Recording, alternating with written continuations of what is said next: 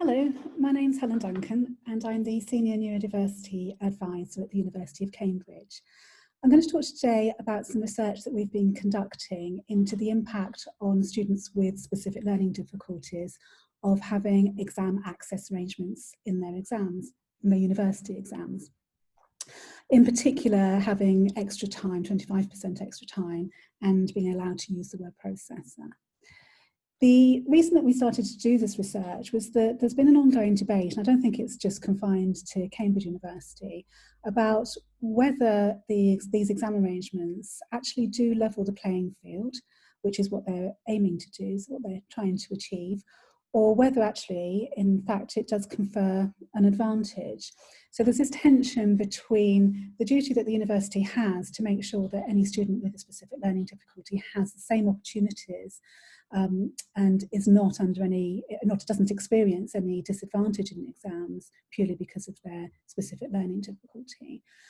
But at the same time, the university also has this duty for fairness to the whole cohort, making sure that the exam is actually fair, doesn't advantage one group of students over another, and that the integrity of the exam is maintained. So this is the sort of debate, does it actually just achieve equity? Does it actually confer an advantage? This is where we were starting. And that debate isn't just confined to the academic community. I think the students themselves also have these similar discussions. So on the one hand, students with specific learning difficulties are very aware that the extra time is really important to them to make sure that they have the same opportunities as everybody else, to be able to access the questions and to be able to respond in a way that shows their potential. But at the same time, they often don't really want to let their peers know that they're having these adjustments, because they feel that their peers think that because they've got extra time, they can get longer answers written down, and that within those longer answers they'll have more detail and therefore get higher marks, and so are getting an advantage. So in terms of conducting the research, the first thing to do was really think about, what do we mean by advantage? What actually constitutes an advantage in the exams? So really what we thought was, does the extra time mean that a student with a specific learning difficulty can actually write more, get longer exam scripts than their peers who don't have a specific learning difficulty? So their non-disabled peers who took the same exam under the standard conditions. Is there going to be a difference in terms of the length of scripts that both groups are able to produce? But I think more importantly, when we're thinking of advantage, I think the thing that you really think of is in terms of marks. So are students with specific learning difficulties getting higher marks in exams than their peers who had to take the same exam under standard conditions? But also, are their marks higher than you would expect them to be by comparison to what their course marks are? Because obviously they're the same people taking the coursework as the exams. You'd kind of expect some correlation between the achievement in coursework and the achievement in exams. So is that actually the case? Because I think it's worth mentioning that in the coursework, the students with specific learning difficulties were not given any additional adjustments. So both the groups with specific learning difficulties and their non-disabled peers were producing the coursework under the same conditions. It's just in the exams that those exam conditions are different. So we started off with quite a good size sample group. There's of 714 individuals in total, all undergraduates, and crossing across the humanities and STEM subject areas, so quite a sort of broad sweep of disciplines. Half of those participants have a specific, or had a specific learning difficulty, either dyslexia and or dyspraxia, and half had no disability but took the same exams under standard conditions. So they acted as the control group, or in fact really the index group, as I guess we should say, but it gave us a sort of control position. So as you can see, English, history and law were the areas in humanities, of which there were just over 426, and in the STEM we covered maths and medicine, 288 participants there in total.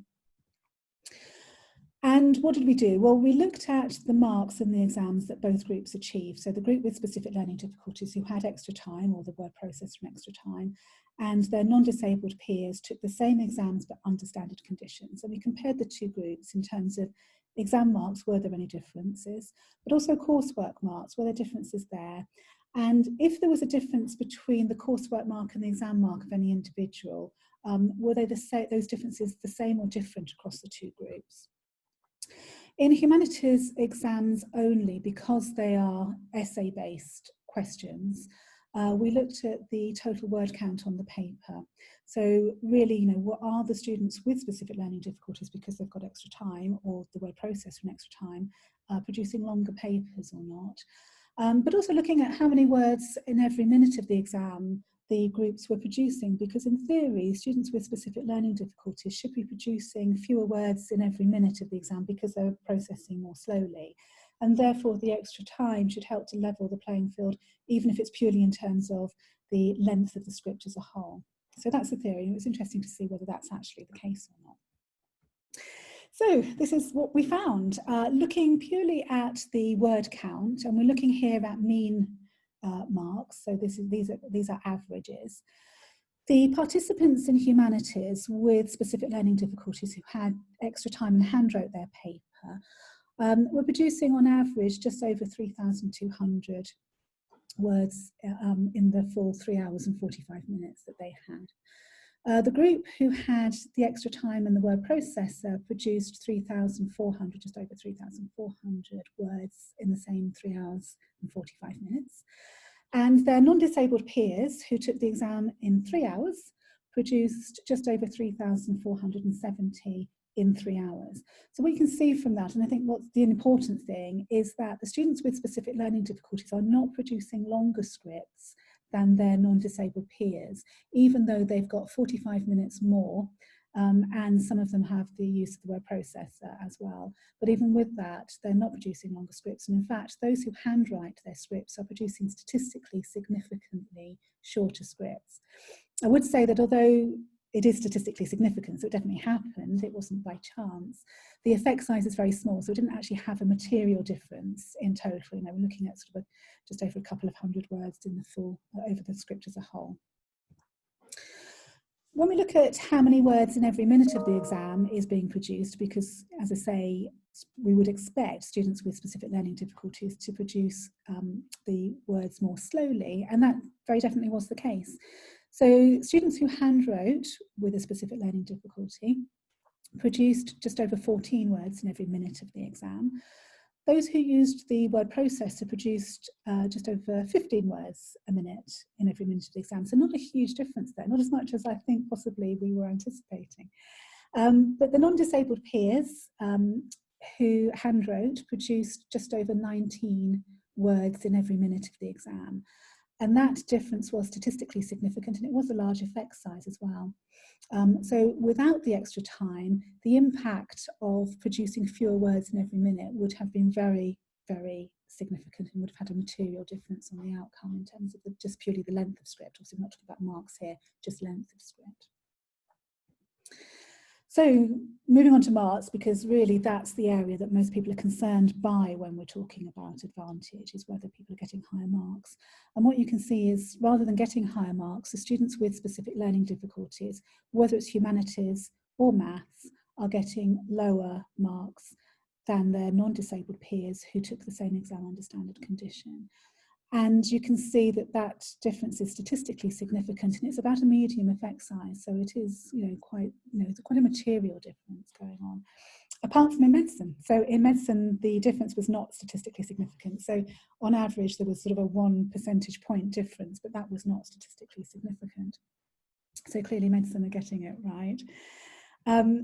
The issue with getting lower marks is that that also translates into potentially into lower classifications. And what you can see here is that in humanities subjects, fewer students with specific learning difficulties achieve firsts than their non-disabled peers. It kind of evens up on the 2-1 area. But students with specific learning difficulties get greater numbers of 2/2s and thirds than their non-disabled peers who took the same exams but under standard conditions.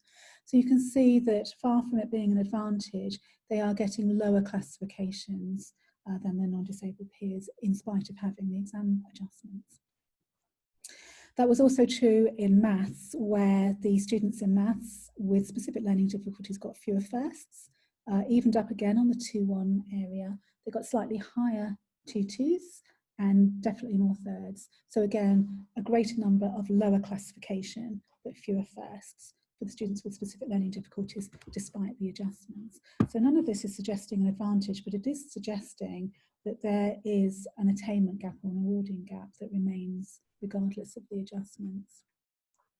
In medicine, although the average marks were not statistically significantly different, there was just enough of a difference to tip people across a classification. So the students with specific learning difficulty were just under that first classification, and students without a specific learning difficulty, the non-disabled peers, who took the same exams under standard conditions, were able to just tip over into the first classification. So you can see that 11 of them achieved a first, but no students with a specific learning difficulty achieved a first in medicine. It was functional architecture of the body was the one that we looked at, just in case anyone's sort of interested to know what in particular we looked at in medicine.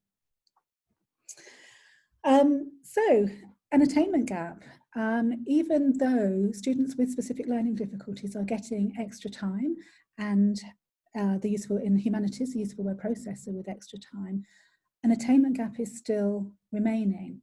But the next question that sort of arose when we identified that this still was an attainment gap is it actually an underachievement? Is this actually the potential of those candidates, or are they actually underachieving? How do we know this? How do we know which one it is? So to kind of drill down into that and look at that at a sort of more granular level, we looked at coursework results because, as I said before, they're the same person writing their coursework as they are sitting in that exam hall. So their coursework results and their exam results should actually have some relationship. And the achievement should be similar to some extent in both environments.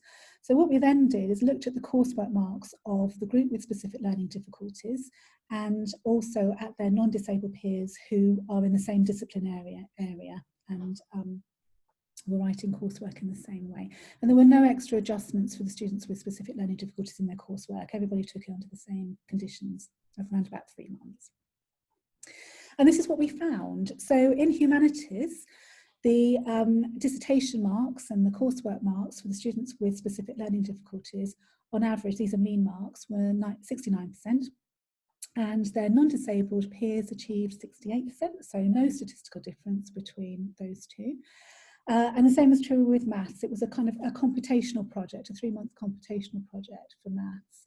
And the students with a specific learning difficulty achieved on average 66% in that computational project. And the students who, their peers, their non-disabled peers, achieved 65%. So again, no statistical differences between the two, unlike the exam situation. And this slide puts together the exam marks and the coursework marks. And you can kind of see here the orange square is the coursework marks and the blue diamond is the exam mark. And you can see the very large difference between the coursework mark and the exam mark for the students with specific learning difficulty. But that's not replicated by the difference between the coursework mark and the exam mark for the students who don't have a specific learning difficulty. So this difference is statistically significant, and this difference is not statistically significant. And the same was true in math. The difference between the coursework and the exam mark for the student with a specific learning difficulty was statistically significant and significantly larger than was the difference between the exam mark and the coursework mark for the students who don't have a specific learning difficulty. And that difference is not statistically significant. So again, as I say, and I suppose rather hammering the point home, they are the same person here as here.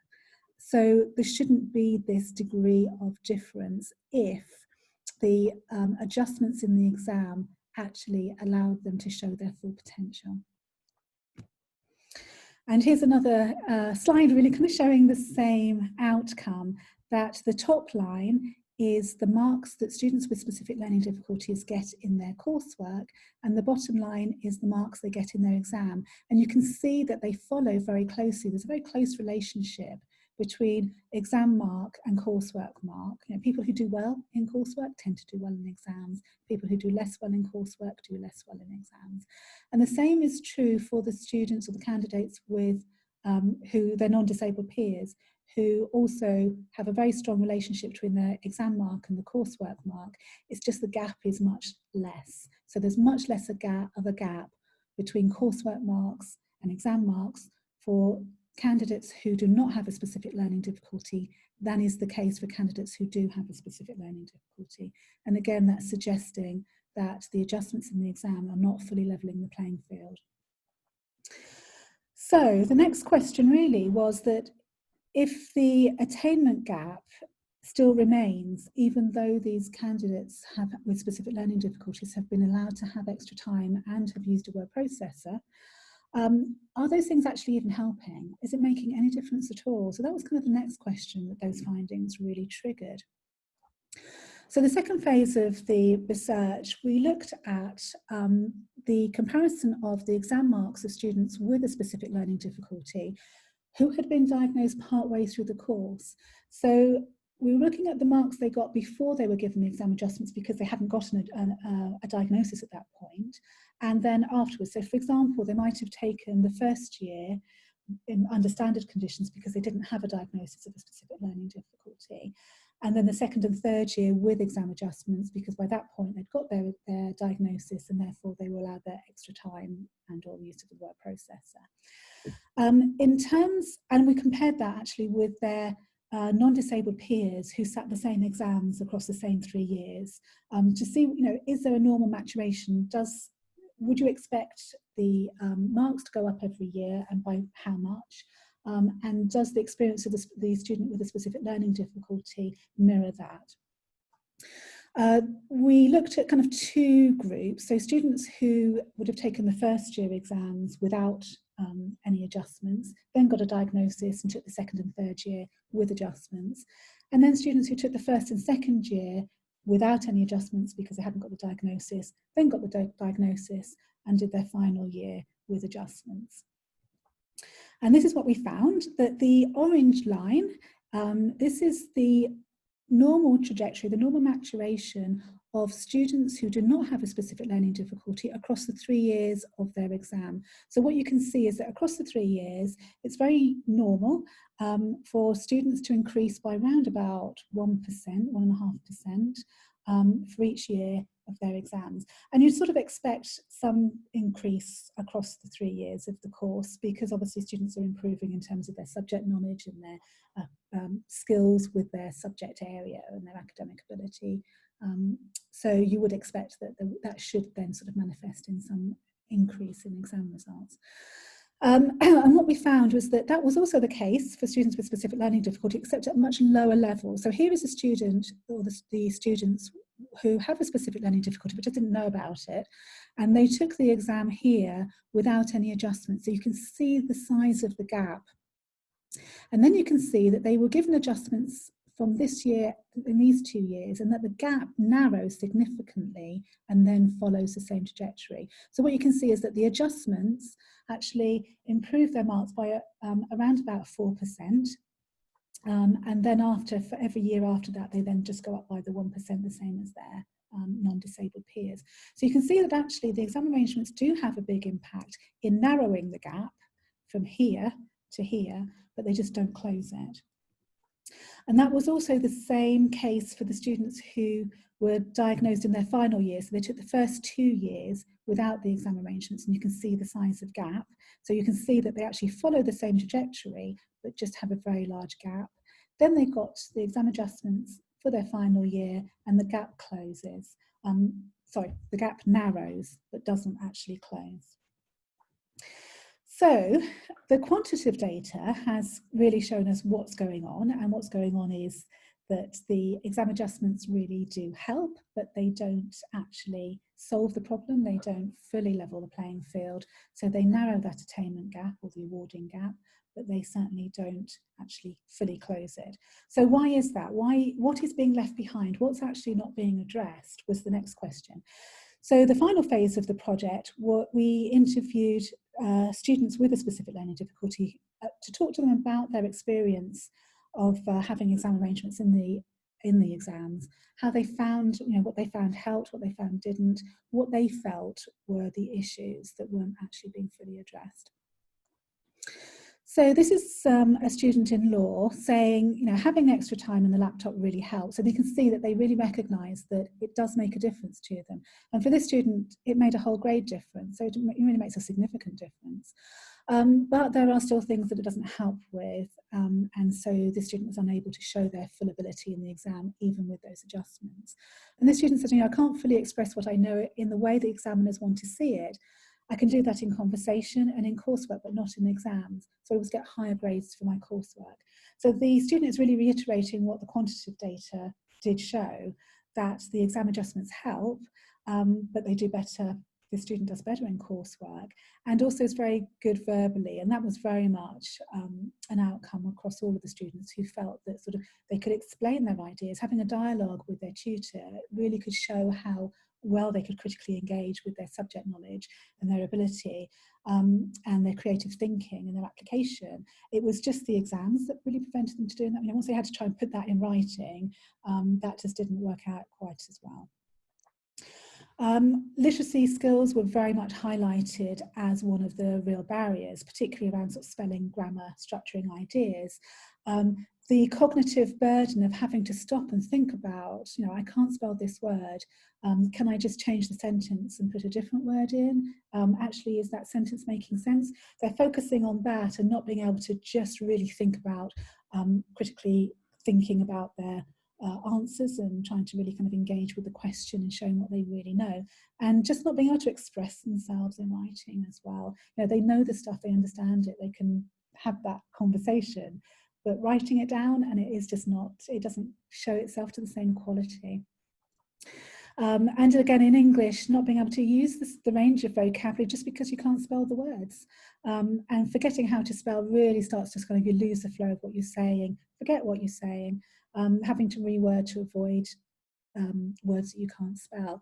And that impacting on written expression, which to some extent is how you're being judged, certainly I would imagine, particularly in an English exam. Memorisation and factual recall, again, a really big theme that came through from talking to the students. Not being able to remember the names of something. We want to talk about a theory in English or a historian in history, and you just can't remember the name. And so it's not then about how you're applying that theory or how you're applying that historiography, but can you remember the name is where you're suddenly starting to lose marks. In maths, came out very, very much as a problem with maths because difficulty trying to remember the formulas. And the students were often saying that they had to kind of reverse engineer in the exam. So they understood the concept and they had to kind of work backwards to what the formula was. And that actually took them a lot of time and effort, and again, tending to kind of lose the flow. And they didn't feel that was a really fair way to being tested, because that's not how their non-disabled peers are being tested, who can just remember those formulae. And actually, is that a competence of the exam? Is it a competence to be able to remember the formulae, or is it about how you can apply that?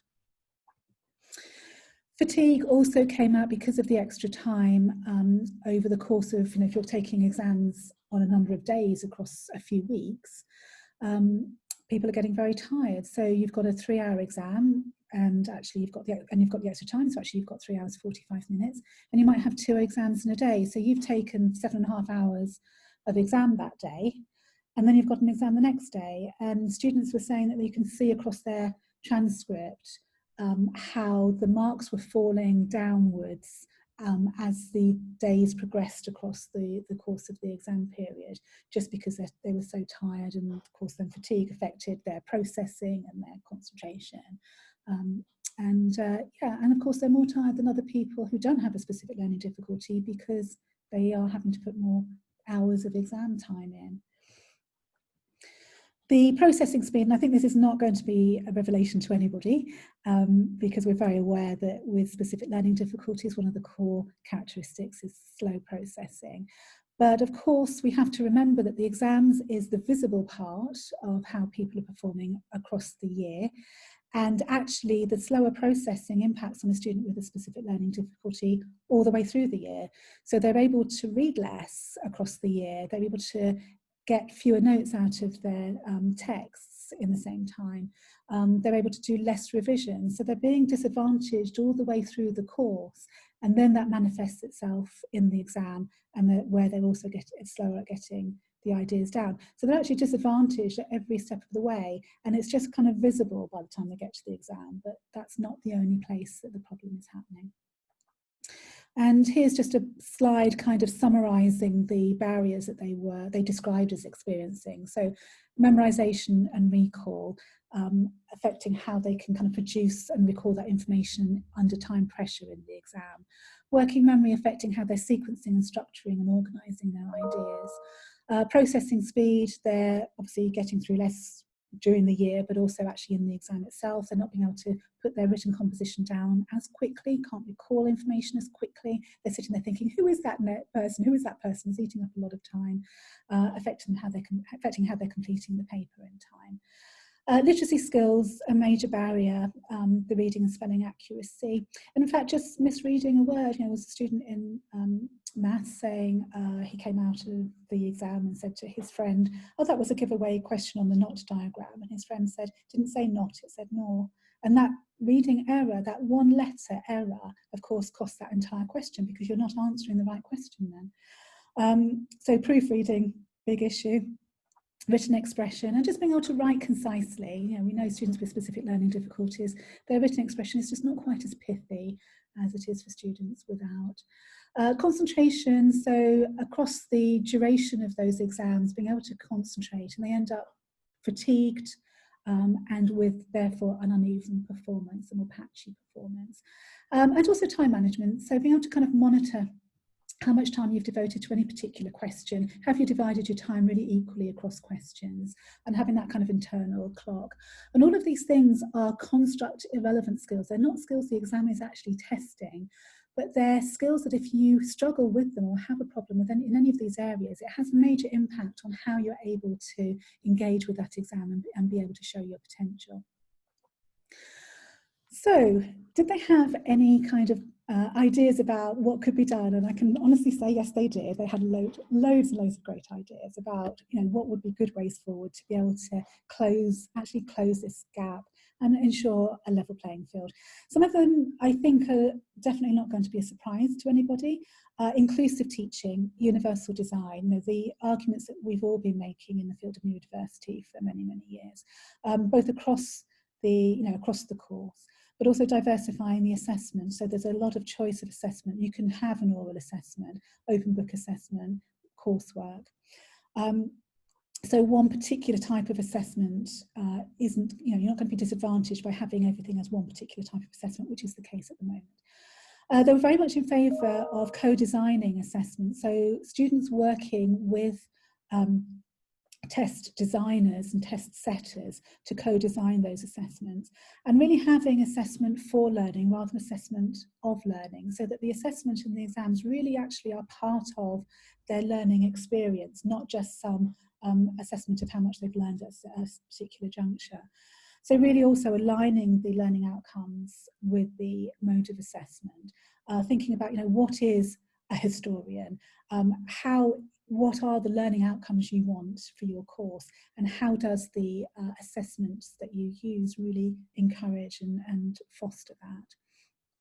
Also having much more kind of meaningful and real life assessment, sort of authentic assessment, and skills that are going to be really much more valuable in the workplace. So for lawyers, for example, might want to do a brief, someone might write a speech. So things that actually would be transferable skills into the workplace, but much more authentic application of their subject area. Shorter exams, so they can actually have longer time. So, if you've got a 1 hour exam, having that, double time as 2 hours isn't so fatiguing, but having it in a much more modular way. So after each, testing your knowledge at the end of each module, where you haven't got to wait till the end of the year and try to cram everything from, say, 6 months ago that you've rather forgotten. So being able to test while it's still quite kind of fresh in your mind, and just much shorter exams, and that kind of gets over fatigue as well as memorisation. More feedback and clearer expectations from the exams, so again they become much more of a learning experience rather than just a simple test.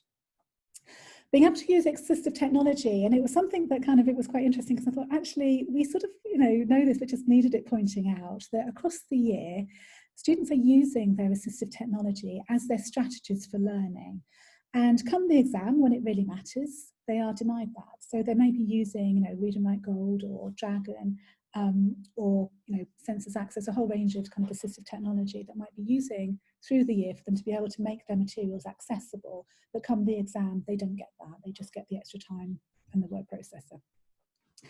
Having tasks which are much more about critical thinking, creativity and application of knowledge, not so much about memorisation, cramming information and reliance on literacy skills to be able to show what you think. So a much broader skill set than just sort of reading and writing, but also making sure that examiners and test designers are trained in neurodiversity and specific learning difficulties, so they're aware of that when they're actually setting their exams. So in conclusion, just to wrap up, what the research across the 3 years has shown quite clearly is that the 25% extra time, even with the use of the word processor, is not an advantage. It doesn't result in longer scripts, and it doesn't get students with specific learning difficulties higher marks than their peers, or higher marks than is their potential. It does reduce the attainment gap, for sure, but it doesn't actually fully close it. There is still an awarding gap remaining. Students with specific learning difficulties perform very similarly to their peers in coursework. It's just in the exams where the disadvantage lies, because that's where they're getting lower marks. And as I said, they are the same person in both environments. The only thing that's changed is the environment. It's the environment of the exam is what's causing this problem. Students with specific learning difficulties are disadvantaged, therefore, by the exams, not the coursework. And diversifying assessment could really ensure that students are not disadvantaged by that specific form of assessment. So thank you very much for listening to my talk. Any questions I'd be very, very happy to hear. Really pleased to answer any questions you might have, either now after this talk, or alternatively, if anybody wants to email me at a later date, then I'd be very, very pleased to respond to that. So thank you very much for listening.